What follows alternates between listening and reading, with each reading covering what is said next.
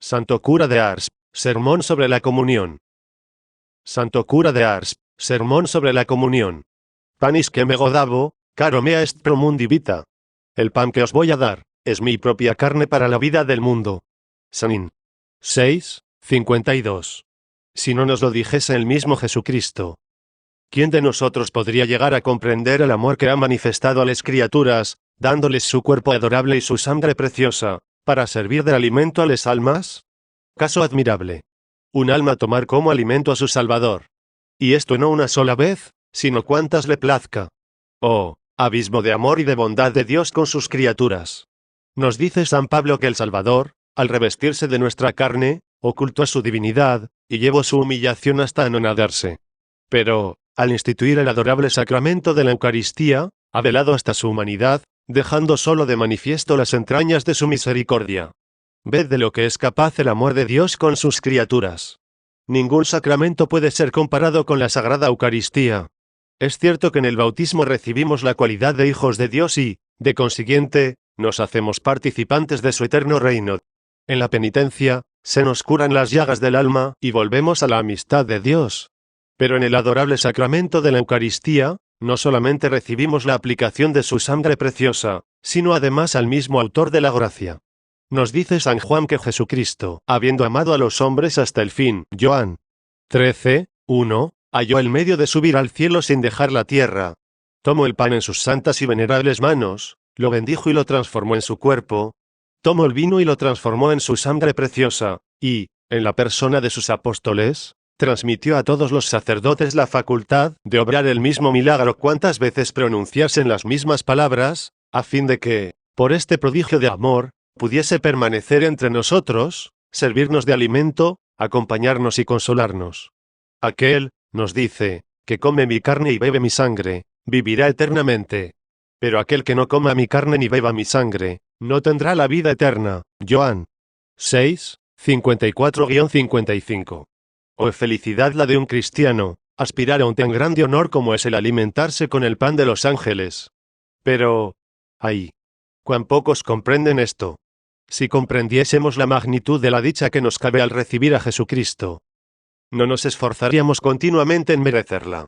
Para daros una idea de la grandeza de aquella dicha, voy a exponeros, primer, cuán grande sea la felicidad del que recibe a Jesucristo en la Sagrada Comunión, y segundos, los frutos que de la misma hemos de sacar. 1. Todos sabéis que la primera disposición para recibir dignamente este gran sacramento, es la de examinar la conciencia, después de haber implorado las luces del Espíritu Santo, y confesar después los pecados, con todas las circunstancias que puedan agravarlos o cambiar de especie, declarándolos tal como Dios los dará a conocer el día en que nos juzgue. Hemos de concebir, además, un gran dolor de haberlos cometido, y hemos de estar dispuestos a sacrificarlo todo, antes que volverlos a cometer. Finalmente, hemos de concebir un gran deseo de unirnos a Jesucristo. ¿Ved la gran diligencia de los magos en buscar a Jesús en el pesebre? Mirad a la Santísima Virgen. Mirad a Santa Magdalena buscando con afán al Salvador resucitado. No quiero tomar sobre mí la empresa de mostraros toda la grandeza de este sacramento, ya que tal coca no es dada a un hombre. Tan solo el mismo Dios puede contaros la excelsitud de tantas maravillas. Pues lo que nos causará mayor admiración durante la eternidad, será ver cómo nosotros, siendo tan miserables, hemos podido recibir a un Dios tan grande.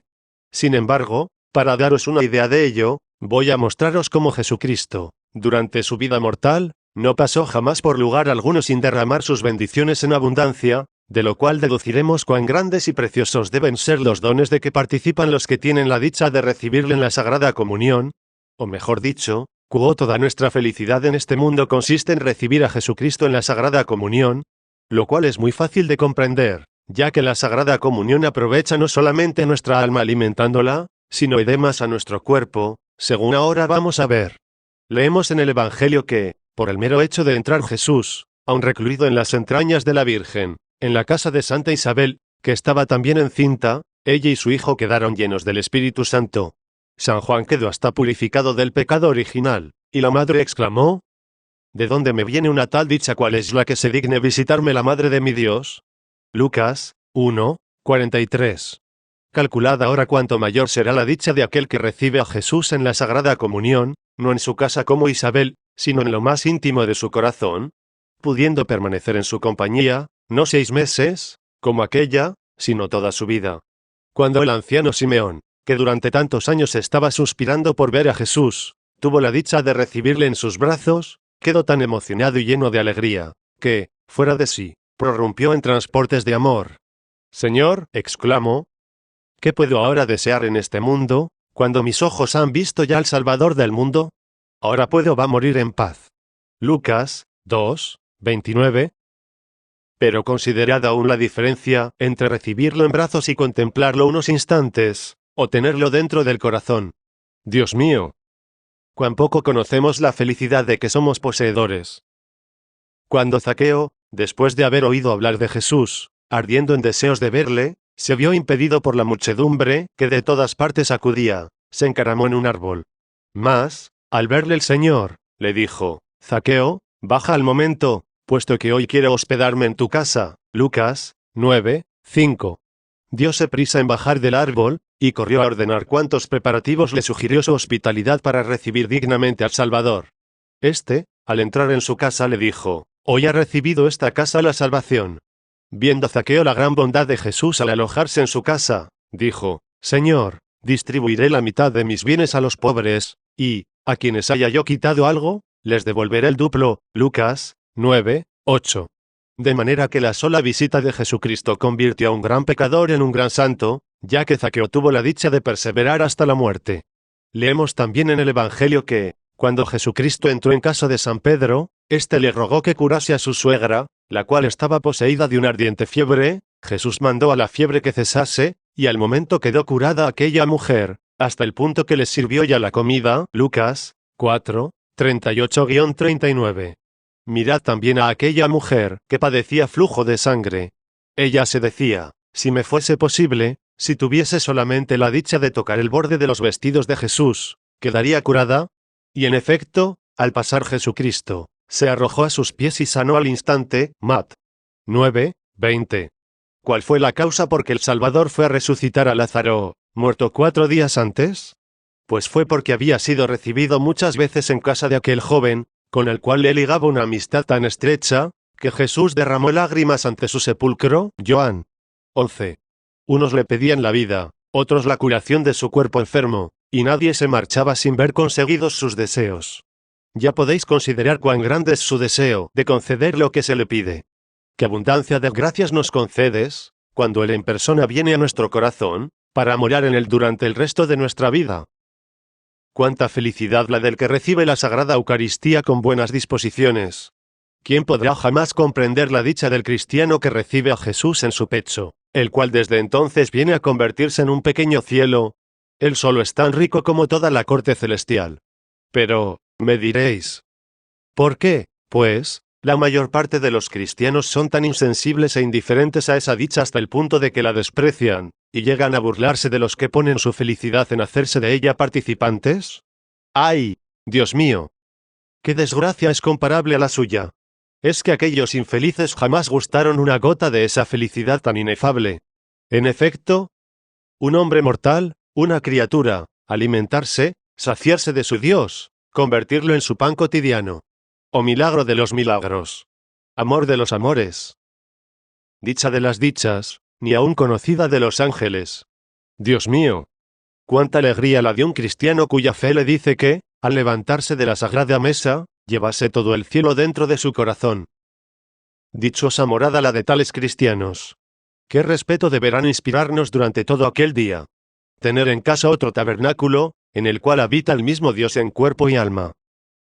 Pero, me dirá tal vez alguno, si es una dicha tan grande el comulgar, porque la Iglesia nos manda comulgar solamente una vez al año. Este precepto no se ha establecido para los buenos cristianos, sino para los tibios o indiferentes, a fin de atender a la salvación de su pobre alma. En los comienzos de la Iglesia, el mayor castigo que podía imponerse a los fieles era el privarlos de la dicha de comulgar. Siempre que asistían a la Santa Misa, recibían también la Sagrada Comunión. Dios mío, ¿cómo pueden existir cristianos que permanezcan 3, 4, 5 y 6 meses sin procurar a su pobre alma este celestial alimento? La dejan morir de inanición. Dios mío, cuánta ceguera y cuánta desdicha la suya. Teniendo a mano tantos remedios para curarla, y disponiendo de un alimento tan a propósito para conservarle la salud. Reconozcámoslo con pena, de nada se le priva a un cuerpo, que, tarde o temprano, ha de morir y ser pasto de gusanos y, en cambio, menospreciamos y tratamos con la mayor crueldad a un alma inmortal, creada a imagen de Dios. Previendo la Iglesia el abandono de muchos cristianos, abandono que los llevaría hasta perder de vista la salvación de sus pobres almas, confiando en que el temor del pecado les abriría los ojos, les impuso un precepto en virtud del cual debían comulgar 3 veces al año, por Navidad, por Pascua y por Pentecostés. Pero, viendo más tarde que los fieles se volvían cada día más indiferentes, acabó por obligarlos a acercarse a su Dios solo una vez al año. ¡Oh, Dios mío! ¡Qué ceguera, qué desdicha la de un cristiano que ha de ser compelido por la ley a buscar su felicidad! Así es que, aunque no tengáis en vuestra conciencia otro pecado que el de no cumplir con el precepto pascual, os habréis de condenar. Pero decirme, ¿qué provecho vais a sacar dejando que vuestra alma permanezca en un estado tan miserable? Si hemos de dar crédito a vuestras palabras, estáis tranquilos y satisfechos, pero, decidme, ¿dónde podéis hallarla esa tranquilidad y satisfacción? ¿Será porque vuestra alma espera solo el momento en que la muerte va a herirla para ser después arrastrada al infierno? ¿Será porque el demonio es vuestro dueño y señor? Dios mío, cuánta ceguera, cuánta desdicha la de aquellos que han perdido la fe. Además, porque ha establecido la Iglesia el uso del pan bendito, el cual se distribuye durante la Santa Misa, después de dignificado por la bendición. Si no lo sabéis, ahora os lo diré. Es para consuelo de los pecadores, y al mismo tiempo para llenarlos de confusión. Digo que es para consuelo de los pecadores, porque recibiendo aquel pan, que está bendecido, se hacen en alguna manera participantes de la dicha que cabe a los que reciben a Jesucristo, uniéndose a ellos por una fe vivísima y un ardiente deseo de recibir a Jesús. Pero es también para llenarlos de confusión, en efecto, si no está extinguida su fe. ¿Qué confusión mayor que la de ver a un padre, o a una madre, a un hermano o a una hermana, a un vecino o a una vecina, acercarse a la sagrada mesa, alimentarse con el cuerpo adorable de Jesús, mientras ellos se privan a sí mismos de aquella dicha? Dios mío, y es tanto más triste, cuanto el pecador no penetra el alcance de dicha privación. Todos los santos padres están contestes en reconocer que, al recibir a Jesucristo en la Sagrada Comunión, recibimos todo género de bendiciones para el tiempo y para la eternidad. En efecto, si pregunto a un niño, debemos tener ardientes deseos de comulgar. Sí, padre, me responderá. ¿Y por qué? Por los excelentes efectos que la comunión causa en nosotros. Mas, ¿cuáles son estos efectos?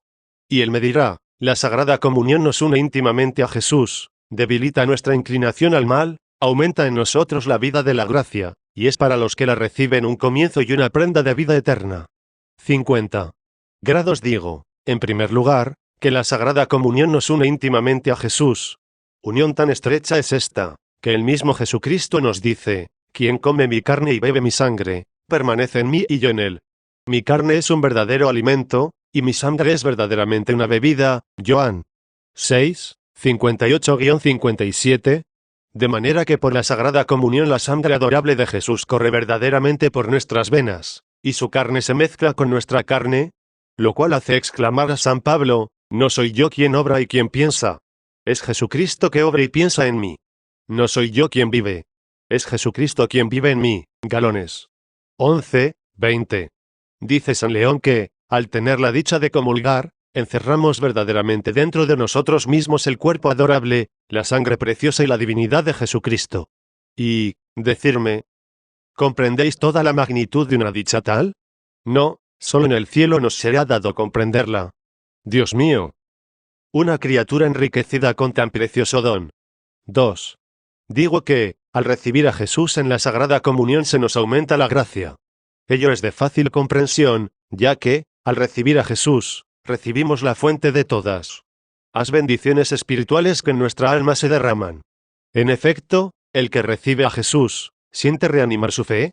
Quedamos más y más penetrados de las verdades de nuestra santa religión. Sentimos en toda su grandeza la malicia del pecado y sus peligros. El pensamiento del juicio final nos llena de mayor espanto, y la pérdida de Dios se nos hace más sensible. Recibiendo a Jesucristo, nuestro espíritu se fortalece. En nuestras luchas, somos más firmes, nuestros actos están inspirados por la más pura intención, y nuestro amor va inflamándose más y más. Al pensar que poseemos a Jesucristo dentro de nuestro corazón experimentamos inmenso placer, y esto nos ata, nos une tan estrechamente con la divinidad, que nuestro corazón no puede pensar ni desear más que a Dios. La idea de la posesión perfecta de Dios llena de tal manera nuestra mente, que nuestra vida nos parece larga. Envidiamos la suerte, no de aquellos que viven largo tiempo, sino de los que salen presto de este mundo para ir a reunirse con Dios para siempre. Todo cuanto es indicio de la destrucción de nuestro cuerpo nos regocija. Tal es el primer efecto que en nosotros causa la Sagrada Comunión, cuando tenemos nosotros la dicha de recibir dignamente a Jesucristo. Terceros, decimos también que la Sagrada Comunión debilita nuestra inclinación al mal, y ello se comprende fácilmente. La sangre preciosa de Jesucristo corre por nuestras venas, y su cuerpo adorable que se mezcla al nuestro, no pueden menos que destruir, o a lo menos debilitar en alto grado, la inclinación al mal, efecto del pecado de Adán. Es esto tan cierto que, después de recibir a Jesús sacramentado, se experimenta un gusto insólito por las cosas del cielo al par que un gran desprecio de las cosas de la tierra. Decidme, ¿cómo podrá el orgullo tener entrada en un corazón que acaba de recibir a un Dios que, para bajar a él, se humilló hasta anonadarse? ¿Se atreverá en aquellos momentos a pensar que, de sí mismo, es realmente alguna cosa? Por el contrario, ¿habrá humillaciones y desprecios que le parezcan suficientes? Un corazón que acaba de recibir a un Dios tan puro, a un Dios que es la misma santidad, ¿no concebirá el horror y la execración más firmes de todo pecado de impureza? ¿No estará dispuesto a ser despedazado antes que consentir, no ya la menor acción, sino tan solo el menor pensamiento inmundo? Un corazón que en la sagrada mesa acaba de recibir a aquel que es dueño de todo lo criado y que pasó toda su vida en la mayor pobreza, que no tenía ni dónde reclinar su cabeza, santa y sagrada, sino era en un montón de paja, que murió desnudo en una cruz. Decidme, ¿ese corazón podrá aficionarse a las cosas del mundo, al ver cómo vivió Jesucristo? Una lengua que hace poco ha sostenido a su Criador y a su Salvador. ¿Se atreverá a emplearse en palabras inmundas y besos impuros? No, indudablemente, jamás se atreverá a ello. Unos ojos que hace poco deseaban contemplar a su Criador, más radiante que el mismo sol, ¿podrían, después de lograr aquella dicha, posar su mirada en objetos impuros? Ello no parece posible. Un corazón que acaba de servir de trono a Jesucristo, ¿se atreverá a echarlo de sí, para poner en su lugar el pecado o al demonio mismo? Un corazón que haya gozado una vez de los castos brazos de su Salvador, solamente en él hallará su felicidad. Un cristiano que acaba de recibir a Jesucristo, que murió por sus enemigos, ¿podrá desear la venganza contra aquellos que le causaron algún daño? Indudablemente que no. Antes se complacerá en procurarles el mayor bien posible. Por esto decía San Bernardo a sus religiosos: hijos míos, si os sentís menos inclinados al mal, y más al bien, dad por ello gracias a Jesucristo, quien os concede esta gracia en la Sagrada Comunión. Cuartos, hemos dicho que la Sagrada Comunión es para nosotros a prenda de vida eterna, de manera que ello nos asegura el cielo. Estas son las arras que nos envía el cielo en garantía de que un día será nuestra morada, y, aún más, Jesucristo hará que nuestros cuerpos resuciten tanto más gloriosos, cuanto más frecuente y dignamente hayamos recibido el suyo en la comunión. Si pudiésemos comprender cuánto le place a Jesús venir a nuestro corazón, y una vez allí, nunca quisiera salir, no sabe separarse de nosotros, ni durante nuestra vida, ni después de nuestra muerte. Leemos en la vida de Santa Teresa que, después de muerta, se apareció a una religiosa acompañada de Jesucristo. Admirada aquella religiosa viendo al Señor aparecérsele junto con la santa, preguntó a Jesucristo por qué se aparecía así.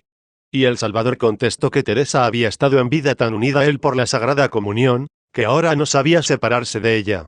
Ningún acto enriquece tanto a nuestro cuerpo en orden al cielo, como la Sagrada Comunión. ¿Cuánta será la gloria de los que habrán comulgado dignamente y con frecuencia? El cuerpo adorable de Jesús y su sangre preciosa, diseminados en todo nuestro cuerpo, se parecerán a un hermoso diamante envuelto en una fina gasa, el cual, aunque oculto, resalta más y más. Si dudáis de ello, escuchad a San Cirilo de Alejandría, quien nos dice que aquel que recibe a Jesucristo en la Sagrada Comunión está tan unido a él, que ambos se asemejan a dos fragmentos de cera que se hacen fundir juntos hasta el punto de constituir uno solo, quedando de tal manera mezclados y confundidos que ya no es posible separarlos ni distinguirlos. ¡Qué felicidad la de un cristiano que alcance a comprender todo esto! Santa Catalina de Siena, en sus transportes de amor exclamaba: Dios mío, Salvador mío, qué exceso de bondad con las criaturas al entregaros a ellas con tanto afán. Y al entregaros, les dais también cuanto tenéis y cuanto sois. Dulce Salvador mío, decía ella, os conjuro a que rociéis mi alma con vuestra sangre adorable y alimentéis mi pobre cuerpo con el vuestro tan precioso, a fin de que mi alma y mi cuerpo no sean más que para vos, y no aspiren a otra cosa que agradaros y a poseeros. Dice Santa Magdalena de Pazzi que bastaría una sola comunión, hecha con un corazón puro y un amor tierno, para elevarnos al más alto grado de perfección. La Beata Victoria, a los que veía desfallecer en el camino del cielo, les decía, hijos míos, ¿por qué os arrastráis así en las vías de salvación? ¿Porque estáis tan faltos de valor para trabajar, para merecer la gran dicha de poderos sentar a la sagrada mesa y comer allí el pan de los ángeles, que tanto fortalece a los débiles? Si supieseis cuánto endulza este pan las miserias de la vida. Si tan solo una vez hubieseis experimentado lo bueno y generoso que es Jesús para el que lo recibe en la Sagrada Comunión. Adelante, hijos míos, id a comer ese pan de los fuertes, y volveréis llenos de alegría y de valor. Entonces solo desearéis los sufrimientos, los tormentos y la lucha para agradar a Jesucristo. Santa Catalina de Génova estaba tan hambrienta de este pan celestial, que no podía verlo en las manos del sacerdote sin sentirse morir de amor, tan grande era su anhelo de poseerlo. Y prorrumpía en estas exclamaciones, Señor, venid a mí. Dios mío, venid a mí, que no puedo más. Dios mío, dignaos venir dentro de mi corazón, pues no puedo vivir sin vos. Vos sois toda mi alegría, toda mi felicidad, todo el aliento de mi alma. Si pudiésemos formarnos aunque fuese tan solo una pequeña idea de la magnitud de una dicha tal, ya no desearíamos la vida más que para que nos fuese dado hacer de Jesucristo el pan nuestro de cada día. Nada serían para nosotros todas las cosas creadas, las despreciaríamos para unirnos solo con Dios, y todos nuestros pasos, todos nuestros actos solo se dirigirían a hacernos más dignos de recibirle. 2. Sin embargo, si por la Sagrada Comunión tenemos la dicha de recibir todos esos dones, debemos poner de nuestra parte todo lo posible para hacernos dignos de ellos. Lo cual vamos a ver ahora de una manera muy clara. Si pregunto a un niño cuáles son las disposiciones necesarias para comulgar bien, esto es, para recibir dignamente el cuerpo adorable y la sangre preciosa de Jesucristo, a fin de que con el sacramento recibamos también las gracias que se conceden a los que se hallan en buenas disposiciones, me contestará, hay dos clases de disposiciones, unas que se refieren al alma y otras que se refieren al cuerpo. Como Jesús viene al mismo tiempo a nuestro cuerpo y a nuestra alma, hemos de procurar que uno y otro aparezcan dignos de un tal favor. Primero digo que la primera disposición es la que se refiere al cuerpo, o sea, estar en ayunas, no haber comido ni bebido nada, a partir de la medianoche. Si estáis en duda de si era o no medianoche cuando comisteis, tendréis que aplazar la comunión para otro día. La opinión corriente entre los autores es, que únicamente la infracción cierta del ayuno natural obliga bajo pecado a abstenerse de la Sagrada Comunión. Nota del trad. A partir de la nueva disciplina, el agua natural no rompe el ayuno eucarístico. Algunos se acercan a comulgar con esta duda. Una tal conducta os expone a cometer un gran pecado, o a lo menos, a no sacar fruto alguno de vuestra comunión, lo cual es siempre lamentable, sobre todo si fuese el último día del tiempo pascual, de un jubileo o de una gran festividad. Así pues debéis absteneros de ello, cualquiera que sea el pretexto. Hay mujeres que, antes de comulgar, no tienen reparo en probar la comida que han de dar a sus pequeñuelos, tomándola en la boca y soltándola enseguida, creyendo que así no quebrantan el ayuno. Desconfiad de este proceder, ya que es muy difícil practicar esto sin que deje de descender algo cuello abajo. Segundo, digo también que debemos presentarnos con vestidos decentes. No pretendo que sean trajes ni adornos ricos, mas tampoco deben ser descuidados y estropeados, a menos que no tengáis otro vestido, habéis de presentaros limpios y aseados. Algunos no tienen con qué cambiarse. Otros no se cambian por negligencia. Los primeros en nada faltan, ya que no es suya la culpa, pero los otros obran mal, ya que ello es una falta de respeto a Jesús, que con tanto placer entra en su corazón. Habéis de venir bien peinados, con el rostro y las manos limpias. Nunca debéis comparecer a la Sagrada Mesa sin calzar buenas o malas medias. Mas esto no quiere decir que apruebe la conducta de esas jóvenes, que no hacen diferencia entre acudir a la Sagrada Mesa o concurrir a un baile. No sé cómo se atreven a presentarse con tan vanos y frívolos atavíos ante un Dios humillado y despreciado. Dios mío, qué contraste. La tercera disposición es la pureza del cuerpo. Llámase a este sacramento pan de los ángeles, lo cual nos indica que, para recibirlo dignamente, hemos de acercarnos todo lo posible a la pureza de los ángeles. San Juan Crisóstomo nos dice que aquellos que tienen la desgracia de dejar que su corazón sea preso de la impureza, deben abstenerse de comer el pan de los ángeles, pues, de lo contrario, Dios los castigaría. En los primeros tiempos de la Iglesia, al que pecaba contra la santa virtud de la pureza se le condenaba a permanecer 3 años sin comulgar, y si recaía, se le privaba de la Eucaristía durante 7 años. Ello se comprende fácilmente, ya que este pecado mancha el alma y el cuerpo. El mismo San Juan Crisóstomo nos dice que la boca, que recibe a Jesucristo, y el cuerpo, que lo guarda dentro de sí, deben ser más puros que los rayos del sol. Es necesario que todo nuestro porte exterior dé, a los que nos ven, la sensación de que nos preparamos para algo grande. Habréis de convenir conmigo en que, si para comulgar son tan necesarias las disposiciones del cuerpo, mucho más lo habrán de ser las del alma, a fin de hacernos merecedores de las gracias de Jesucristo nos trae al venir a nosotros en la Sagrada Comunión. Si en la Sagrada Mesa queremos recibir a Jesús en buenas disposiciones, es preciso que nuestra conciencia no nos remuerde en lo más mínimo, en lo que a pecados graves se refiere. Hemos de estar seguros de que empleamos en examinar nuestros pecados el tiempo necesario para poderlos declarar con precisión. Tampoco debe remordernos la conciencia respecto a la acusación que de aquellos hemos hecho en el tribunal de la penitencia, y al mismo tiempo hemos de mantener un firme propósito de poner, con la gracia de Dios, todos los medios para no recaer. Es preciso estar dispuesto a cumplir, en cuanto nos sea posible hacerlo, la penitencia que nos ha sido impuesta. Para penetrarnos mejor de la grandeza de la acción que vamos a realizar, hemos de mirar la Sagrada Mesa como el tribunal de Jesucristo, ante el cual vamos a ser juzgados.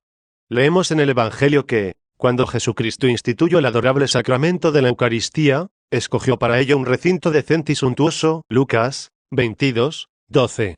Para darnos a entender la diligencia con que debemos adornar nuestra alma con toda clase de virtudes, a fin de recibir dignamente a Jesucristo en la Sagrada Comunión. Y, aún más, antes de darles su cuerpo adorable y su sangre preciosa, levantóse Jesús de la mesa y lavó los pies a sus apóstoles, Juan 13, 4, para indicarnos hasta qué punto debemos estar exentos de pecado, aun de la más leve culpa, sin afección ni tan solo al pecado venial.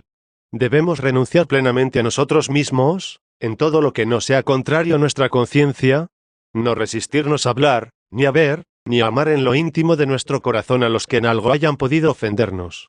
Mejor dicho, cuando vamos a recibir el cuerpo de Jesucristo en la Sagrada Comunión es preciso que nos hallemos en disposición de morir y comparecer confiadamente ante el tribunal de Jesús.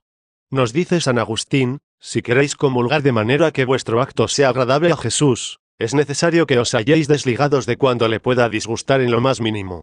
San Pablo nos encomienda a todos que purifiquemos más y más nuestras almas antes de recibir el pan de los ángeles, que es el cuerpo adorable y la sangre preciosa de Jesucristo. Cor. 11. 28. Ya que, si nuestra alma no está del todo pura, nos atraeremos toda suerte de desgracias en este mundo y en el otro. Dice San Bernardo, para comulgar dignamente, hemos de hacer como la serpiente, cuando quiere beber. Para que el agua le aproveche, arroja primero su veneno. Nosotros hemos de hacer lo mismo cuando queramos recibir a Jesucristo. Arrojemos nuestra ponzoña en el pecado, el cual envenena nuestra alma y a Jesucristo. Pero, nos dice aquel gran santo, es preciso que lo arrojemos de veras. Hijos míos, exclama, no emponzoñéis a Jesucristo en vuestro corazón. Sí, los que se acercan a la Sagrada Mesa sin haber purificado del todo su corazón, se exponen a recibir el castigo de aquel servidor que se atrevió a sentarse a la mesa sin llevar el vestido de bodas. El dueño ordenó a sus criados que le prendiesen, le atasen de pies y manos y le arrojasen a las tinieblas exteriores. Mal. 22, 13. Asimismo, en la hora de la muerte dirá Jesucristo a los desgraciados que le recibieron en su corazón sin haberse convertido: ¿por qué osasteis recibirme en vuestro corazón, teniéndolo manchado con tantos pecados? Nunca debemos olvidar que para comulgar es preciso estar convertido y en una firme resolución de perseverar. Ya hemos visto que Jesucristo, cuando quiso dar a los apóstoles su cuerpo adorable y su sangre preciosa, para indicarles la pureza con que debían recibirle, llegó hasta lavarles los pies. Con lo cual quiere mostrarnos que jamás estaremos bastante purificados de pecados veniales. Cierto que el pecado venial no es causa de que comulguemos indignamente. pero si lo es de que saquemos poco fruto de la Sagrada Comunión. La prueba de ello es evidente, mirad cuántas comuniones hemos hecho en nuestra vida. Pues bien, ¿hemos mejorado en algo? La verdadera causa está en que casi siempre conservarnos nuestras malas inclinaciones, de las cuales rara vez nos enmendamos. Sentimos horror a esos grandes pecados que causan la muerte del alma, pero damos poca importancia a esas leves impaciencias, a esas quejas que exhalamos cuando nos sobreviene alguna pena, a esas mentirillas de que salpicamos nuestra conversación. Todo esto lo cometemos sin gran escrúpulo. Habréis de convenir conmigo en que, a pesar de tantas confesiones y comuniones, continuáis siendo los mismos y que vuestras confesiones, desde hace muchos años, no son más que una repetición de los mismos pecados, los cuales, aunque veniales, no dejan por esto de haceros perder una gran parte del mérito de la comunión. Se os oye decir, y con razón, que no sois mejores ahora de lo que erais antes. ¿Más? ¿Quién os estorba la enmienda? Si sois siempre los mismos, es ciertamente porque no queréis intentar ni un pequeño esfuerzo en corregiros, no queréis aceptar sufrimiento alguno, ni veis con gusto que nadie os contradiga. Quisierais que todo el mundo os amase y tuviese en buena opinión, sin reparar que esto es muy difícil.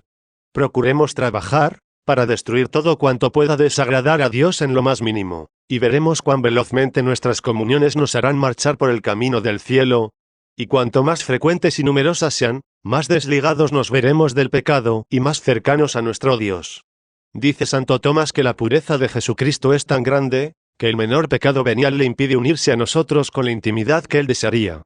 Para recibir plenamente a Jesús, es, pues, preciso poner en la mente y en el corazón una gran pureza de intención. Algunos, al comulgar, tienen los ojos fijos en el mundo, y piensan o bien que se los apreciara, o bien que se los despreciara. Actos realizados de esta suerte poca cosa valen. Otros comulgan por costumbre o rutina en determinados días o festividades. Estas son unas comuniones muy pobres, puesto que les falta pureza de intención. Los motivos que han de llevarnos a la Sagrada Mesa son, primero, porque Jesucristo nos lo ordena, bajo pena de no alcanzar la vida eterna. Segundo, la gran necesidad que de la comunión tenemos para fortalecernos contra el demonio. Tercero, para desligarnos de esta vida y unirnos más y más a Dios. Decimos que para tener la gran dicha de recibir a Jesucristo, dicha tan grande que con ella llegamos a causar envidia a los ángeles. Ellos pueden mirarle, adorable como nosotros, pero no pueden recibirle cual le recibimos nosotros, privilegio que en alguna manera nos coloca en un nivel superior a los ángeles. Considerando esto, huelga ponderar la pureza y el amor con que debemos presentarnos a recibir a Jesús. Hemos de comulgar con la intención de recibir las gracias de que estamos necesitados. Si nos falta la paciencia, la humildad, la pureza, en la Sagrada Comunión hallaremos todas estas virtudes, y las demás que a un cristiano le son necesarias. 4. Hemos de acercarnos a la Sagrada Mesa para unirnos a Jesús, a fin de transformarnos en Él, lo cual acontece a todos los que le reciban santamente. Si comulgamos frecuente y dignamente, nuestros pensamientos, nuestros deseos, nuestros pasos y nuestras acciones, se encaminan al mismo objeto que los de Jesucristo cuando moraba aquí en la tierra. Amamos a Dios, nos conmovemos ante las miserias espirituales y hasta temporales del prójimo, evitamos el poner afición a las cosas de la tierra. Nuestro corazón y nuestra mente no piensan ni suspiran más que por el cielo. Para hacer una buena comunión, es preciso tener una viva fe en lo que concierne a este gran misterio. Siendo este sacramento un misterio de fe, hemos de creer con firmeza que Jesucristo está realmente presente en la Sagrada Eucaristía, y que está allí vivo y glorioso como en el cielo. Antiguamente, el sacerdote, antes de dar la Sagrada Comunión, sosteniendo en sus dedos la Santa Hostia, decía en alta voz: ¿Creéis que el cuerpo adorable y la sangre preciosa de Jesucristo están verdaderamente en este sacramento? Y entonces respondían a coro los fieles: sí, lo creemos. San Ambrosio, de S.A.C.R.A.M.E.N.T.T.S., Lib. 4, capítulo 5. Que dicha la de un cristiano, sentarse a la mesa de las vírgenes, y comer el pan de los fuertes. Nada hay que nos haga tan temibles al demonio como la Sagrada Comunión, y aún más, ella nos conserva no solo la pureza del alma, sino también la del cuerpo. Ved lo que aconteció a Santa Teresa, se había hecho tan agradable a Dios recibiendo tan digna y frecuentemente a Jesús en la comunión, que un día se le apareció Jesucristo, y le dijo que le complacía tanto su conducta que, si no existiese el cielo, crearía uno exclusivamente para ella.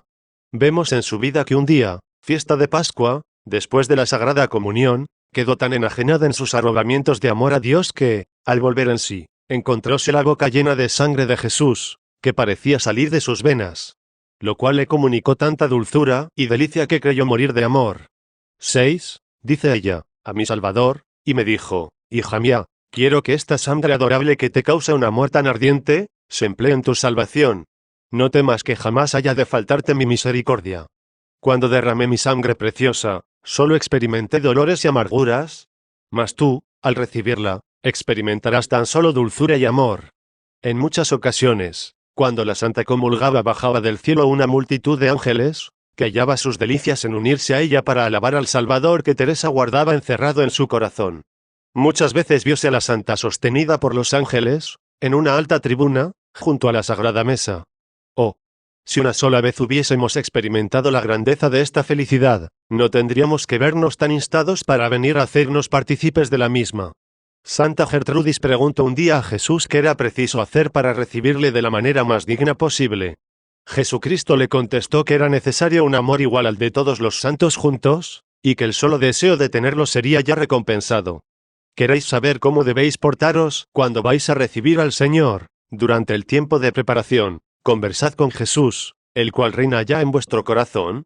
Pensad que va a bajar sobre el altar, y que de allí vendrá a vuestro corazón para visitar a vuestra alma y enriquecerla con toda clase de dones y prosperidades. Debéis acudir a la Santísima Virgen, a los ángeles y a los santos, a fin de que todos rueguen a Dios, y os alcancen la gracia de recibirle lo más dignamente posible. Aquel día habéis de acudir con gran puntualidad a la Santa Misa y oírla con más devoción que nunca. Nuestra mente y nuestro corazón debieran mantenerse siempre al pie del tabernáculo, anhelar constantemente la llegada de tan feliz momento, y no ocupar los pensamientos en nada terreno, sino solamente en los del cielo, quedando tan abismados en la contemplación de Dios que parezcan muertos para el mundo. No habéis de dejar de poseer vuestro devocionario o vuestro rosario, y rezar con el mayor fervor posible las oraciones adecuadas, a fin de reanimar en vuestro corazón la fe, la esperanza y un vivo amor a Jesús, quien dentro de breves momentos va a convertir vuestro corazón en su tabernáculo o, si queréis, en un pequeño cielo. ¡Cuánta felicidad, cuánto honor, Dios mío, para unos miserables cual nosotros! También hemos de testimoniarle un gran respeto. Un ser tan indigno y pequeño. Pero al mismo tiempo abrigamos la confianza de que se apiadará, a pesar de todo, de nosotros. Después de haber rezado las oraciones indicadas, ofreced la comunión por vosotros y por los demás, según vuestras particulares intenciones. Para acercaros a la Sagrada Mesa, os levantaréis con gran modestia, indicando así que vais a hacer algo grande. Os arrodillaréis y, en presencia de Jesús sacramentado, pondréis todo vuestro esfuerzo en avivar la fe, a fin de que por ella sintáis la grandeza y excelsitud de vuestra dicha. Vuestra mente y vuestro corazón deben estar sumidos en el Señor. Cuidad de no volver la cabeza a uno y otro lado, y, con los ojos medio cerrados y las manos juntas, rezaréis el «Yo pecador». Si aún debieseis aguardaros algunos instantes, excitad en vuestro corazón un ferviente amor a Jesucristo, suplicándole con humildad que se digne venir a vuestro corazón miserable. Después que hayáis tenido la inmensa dicha de comulgar, os levantaréis con modestia, volveréis a vuestro sitio, y os pondréis de rodillas, cuidando de no tomar enseguida el libro o rosario. Ante todo, deberéis conversar unos momentos con Jesucristo. Al fin tenéis la dicha de albergar en vuestro corazón, donde, durante un cuarto de hora, está en cuerpo y alma como en su vida mortal. ¡Oh, felicidad infinita! ¿Quién podrá jamás comprenderla? ¡Ay! ¡Cuán pocos penetran su alcance! Después de haber pedido a Dios todas las gracias que para vosotros y para los demás deseéis, podéis tomar vuestro devocionario.